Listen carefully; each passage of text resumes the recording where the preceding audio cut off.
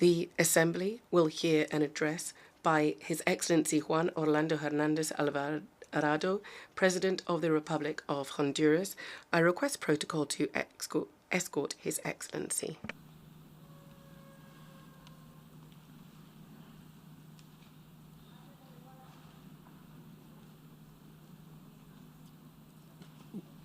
On behalf of the General Assembly, I have the honor to welcome to the United Nations His Excellency Juan Orlando Hernández Alvarado, President of the Republic of Honduras, and to invite him to address the Assembly. Señor Presidente. President, Secretary General, Heads of State, Heads of Delegation, I would like to greet you all from Honduras. Since 2014, we have brought to this forum relevant issues such as the severe impact of climate change on our countries, the low coffee prices in the world, the role of organized crime, gangs, as destabilizers of democratic governments, and injustice that has also been seen in the distribution of vaccines. All of our requests have been fair. Today, the entire world is facing a pandemic that has brought us to our knees. COVAX had serious problems at the beginning to ensure the distribution of vaccines to all member states. A critical moment when our lives were on the line. This shows the importance of the World Health Organization in reacting. But they were not prepared to cope with the scale of the emergency. I suggest that we need to transform the World Health System, especially the WHO, as a result of the inequality that has been seen in the distribution of COVID vaccines to developing countries. In spite of the fact that money was available, we weren't able to have access to the vaccines in time. An emergency fund needed to be set up with the support of donors and countries to guarantee equitable access and timely access to vaccines or indeed to any other kind of treatment. 2020 was undoubtedly a catastrophic year for Honduras. In addition to the pandemic, we were struck by two very destructive hurricanes. They destroyed our crops and our road infrastructure was severely affected. Thousands of homes were destroyed and unfortunately dozens of Hondurans lost their lives.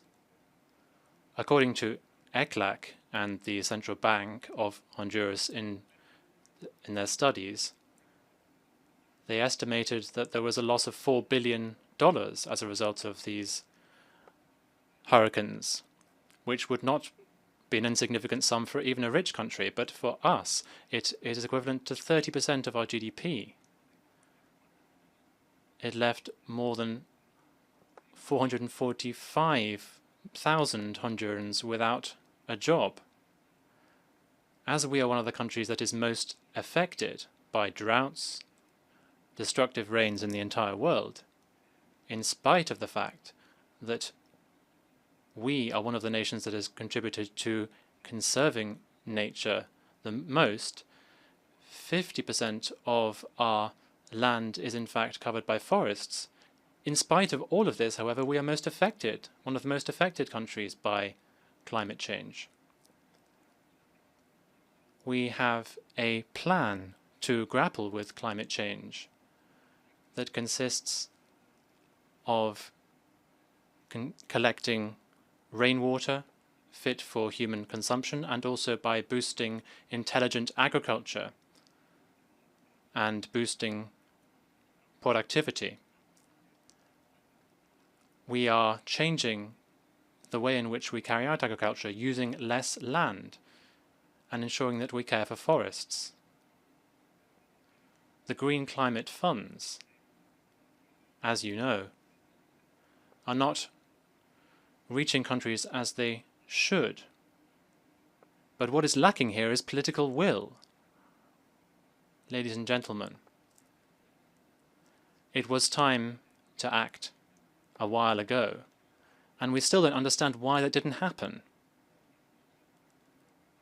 In Mexico, recently at the CELAC summit, I suggested the establishment of a climate change center, and I will do the same here and in Glasgow.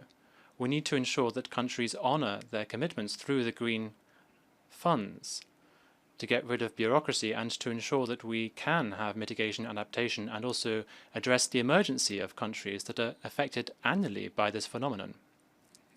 Ladies and gentlemen, in 2014, when we took office, Honduras was the most violent country in the world and the most unequal country in the region. Most small and medium-sized companies couldn't access credit. Infrastructure had been neglected for half a century, and people were without hope. There was a lack of stability. Now, just a few months before the end of our term in office, I can say with great satisfaction that Honduras today is a very different country. In spite of the major disasters and crises that we have had to grapple with, today we have some of the best macroeconomic figures in the region, thanks to the sound management of finances. Institutions such as the IMF have been supporting the transparency with which funds have been managed. And this has allowed us to access credit easily at a low interest rate. And this directly helps people through social programs, for instance. We also continue to roll out major infrastructure, more than has ever been done before. We have been trying to fulfill the dream of uniting the Atlantic and the Pacific, a dream that has taken 200 years to fulfill. We are modernizing our airports and our ports. Now the Palmerona airport is a significant development. Today we can speak about significant manufacturing growth to the tune of 70%. So we've entered a new era in terms of industry with modern infrastructure and to produce modern textiles. We have been able to roll out modern infrastructure to provide efficient and comprehensive support to our citizens. This for current generations and also for future generations. We have done all this in a transparent way, working hard with all of our administration over the last 8 years. We have invested the resources of the Honduran people with transparency and diligently over our term in office. We've also been working with Transparency International in at least 4 areas of government. We created the first support mission to combat corruption and impunity in the history of the Organization of American States, and now we are working in terms of combating corruption and crime with the United Nations Office. We also set up the Transparency Unit. We have strengthened organizations for the service of people to ensure that we save people's lives. One of the most significant sectors for us has been tourism, generating more than 270,000 jobs because our country has an enormous potential to be exploited in this area. We have focused on international tourism. Now we receive some of the largest cruise liners in the world. For the first time in history, those who were overlooked for many years in Honduras are supported with dignity through the Better Life program. which has helped more than 6.7 million people with 41,000 benefits, including housing benefits, including the complete construction of houses, and also through capital and credits to allow people to set up their own business, to be their own boss, to generate their own jobs. A better life ultimately means dignity for Hondurans. A better life ultimately means social justice. Just look at the impact. According to ECLAC data, we have been able to reduce the poverty level by 7% in the country before the pandemic. With this program, we have been able to lessen the impact of the hurricanes and aid our recovery. We have been able to invest in the social side of the economy, accounting for 70% of jobs, and we have very low credits at very low rate. We have also received historic support, which has allowed us to transform our countryside and our agriculture with 5% credits available for those working in the sector. Never before had these rates been seen in our country. We have built more than 46,000 houses, more than all of the previous governments. Today we are continuing with this change to ensure greater security, more infrastructure, more support for jobs, for social programs, for those who had previously been overlooked. We are delivering a better Honduras. Ladies and gentlemen, there is a new issue that I'm obliged to raise here that affects many governments who, like Honduras, are involved in the international fight against drug trafficking. To understand this issue, we have to recall that a few decades ago, Honduras had the highest homicide rate in the world, and we were the country where most of the drugs destined to the United States passed through. In 2010, we decided to approve a range of security laws to crack down on drug traffickers. If you look at the measures, we can see who is who, because these kinds of actions, for instance through extradition, these will only be taken, and nobody linked to the drug trafficking will ever again be able to take these measures.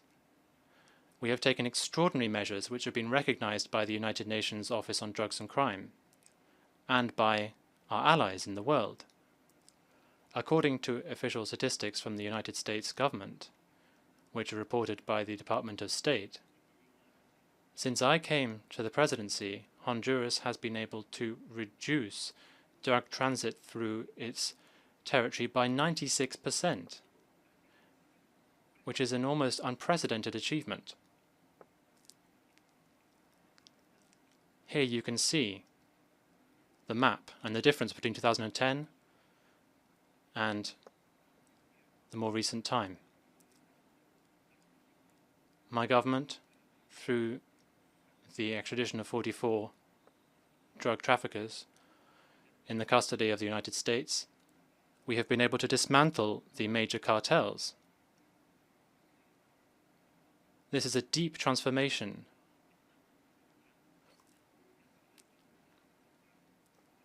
Almost half of the police before were implicated in similar crimes, but we ensured that action was taken to build a new police force which now enjoys confidence and is seen as a beacon of trust in the region. Most importantly, we have been able to reduce the homicide rate by almost 70%, which has saved thousands and thousands of lives every year. Recently, we have been able to make significant progress. If you listen to civil servants from Honduras and our allies, such as the Department of Justice, the FBI, the United States, countries such as Mexico, Colombia, Chile, and of course the United States, the United Nations. Now, in addition to this, there is a new element. Several revealing documents, which are available to all, and of interest both to the authorities and to historians, adding to the real history of the criminals. There are secret recordings of the Honduran drug traffickers that are now available. And I have transcripts here. They're public documents. In 2013,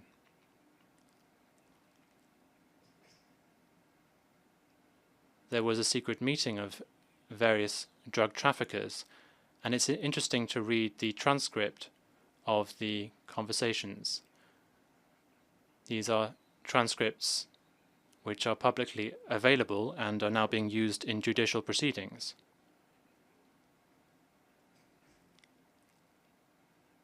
The writers of the film available on Netflix are studying these transcripts because it is extremely revealing to look at how these drug traffickers work behind the scenes, describing their reality between them. The recordings show that the drug traffickers weren't able to work or negotiate with me. On the contrary, they knew it would be absolutely impossible. They even discussed how they could assassinate me. On a recording from the 3rd of December 2013, after the elections, when they knew that I would be the next president, they said, "Now they're going to defeat us." End of quotation.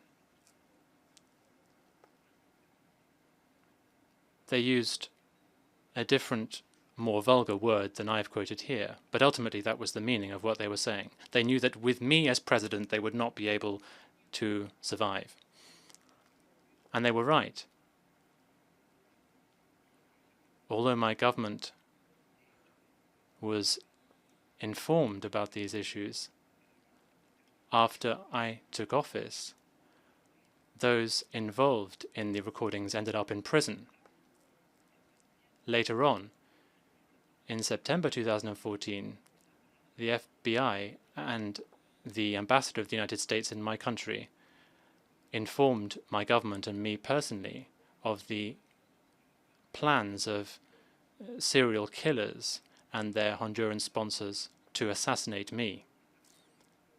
And here is the note that was sent to our ambassador in Washington. We were able to avoid these crimes. The criminals were captured and they were brought to justice in Honduras.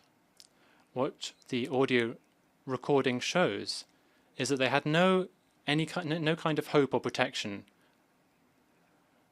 given that I was the president. In 2013, given the policy that I had rolled out since 2010, they were very worried about what was going on, by how we were cracking down on drug trafficking. And so they were contacting Mexican serial killers to see how I could be assassinated. The recording shows that they say that Juan Hernández, myself, is not a man we can work with. It's not someone who can be bought off, not someone who can be manipulated, not someone who can be intimidated. On several occasions, they say that they can't even try to come close to me because they say that I'm inaccessible. They say that it would be extremely risky. they say that I was aloof and distant. I'm saying this because that word wasn't correctly interpreted at the time. The criminals understood that they had a serious problem with me. These are striking messages in the recordings, but it's very unlikely that even you have seen a lot of information about these transcripts, in spite of the fact that these revelations have shown the false allegations of the criminals to be completely baseless. When the media eventually provide information about the transcripts, they will say secret transcripts disavow the secret plans of the drug traffickers. Given that they lied under oath, they were guilty of perjury. They provided false testimony in court. And they did so in the hope of obtaining benefits, favorable treatment, and ultimately to seek revenge. A very important element is that they violated an absolute condition to receive any kind of benefit in the US justice system. In addition, the behavior of the drug traffickers refutes their own false testimony. These criminals, when they provided their initial statements, they never mentioned, at no point did they mention any kind of protection. Never did they mention that I received any money. Of course, it's quite strange that years later they changed their version of the story entirely to affirm the absolute opposite. When a dozen drug traffickers more decided that with me as president they had no hope in Honduras at all, and the only option was to abandon their criminal empires, that they would be subjected to a foreign prison. Their only hope was to try and seek an arrangement. Then their behavior speaks louder than any kind of lie that they now give in the courts.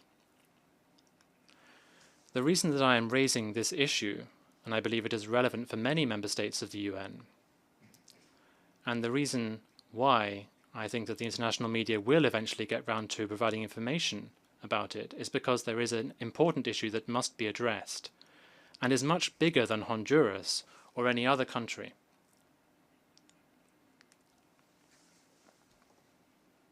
If the drug traffickers receive benefits for giving a false testimony, what do they hope to receive in return? And apparently they were led to believe that they would obtain benefits. So this is the issue. In a nutshell, if killers such as these people, major drug traffickers who have confessed to at least 78 killings, including homicides and other crimes committed, if they can obtain benefits in exchange for providing false testimony, the system for international cooperation will not be sustainable, because it would introduce systematic corruption in the judicial process, and it would mean betraying the allies who risked their life in this struggle. If perjury is provided recompense by the US, if criminals can use false testimony with impunity in a federal court, this would mean putting dangerous weapons in the hands of a mortal enemy, confessed serial killers, to be used against the most effective members of the alliance to deal with transnational crime. If the authorities in the allies of the United States realize that the killers could receive benefits from the US government after committing perjury, then there would be the real, genuine danger that in countries throughout the world there would be a loss of confidence, leading to a collapse in cooperation. And this would jeopardize the interests of any countries who, like Honduras, is committed to stamping out drug trafficking. And it would also dishonor the brave heroes who sacrificed their lives in this battle.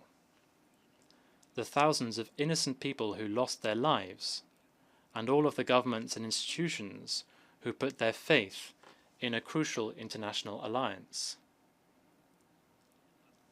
Nevertheless, allow me to stress that I trust that ultimately the United States will not provide any kind of reward to those giving false testimony. We have seen, for instance, that after the drug trafficking gave false testimony in a federal trial in New York, alleging that Honduran militants were helping them, the commander of the Southern Command flew to Honduras, and in a public ceremony he presented the highest ranking commander with an important reward. And this was a powerful demonstration that lies should not be rewarded. Similarly,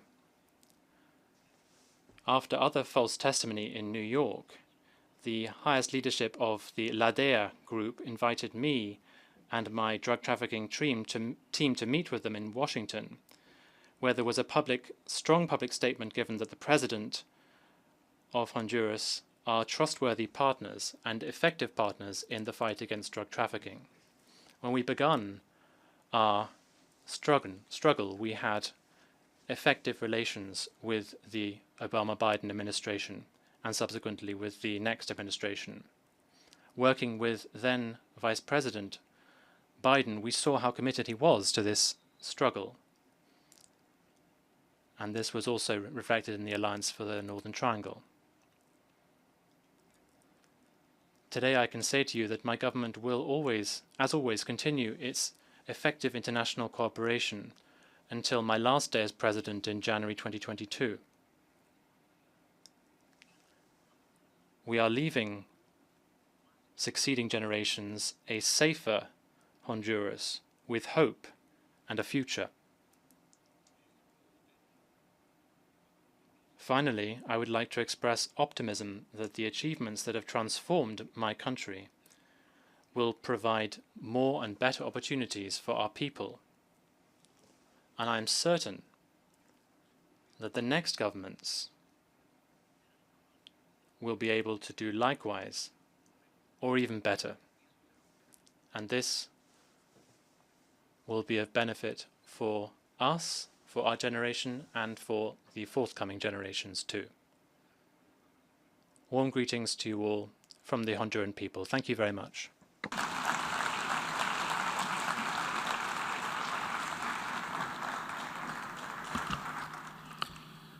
On behalf of the General Assembly, I wish to thank the President of the Republic of Honduras for the statement just made, and I request protocol to escort His Excellency. I would like to remind members of the following mitigation measures that are in place for this meeting. All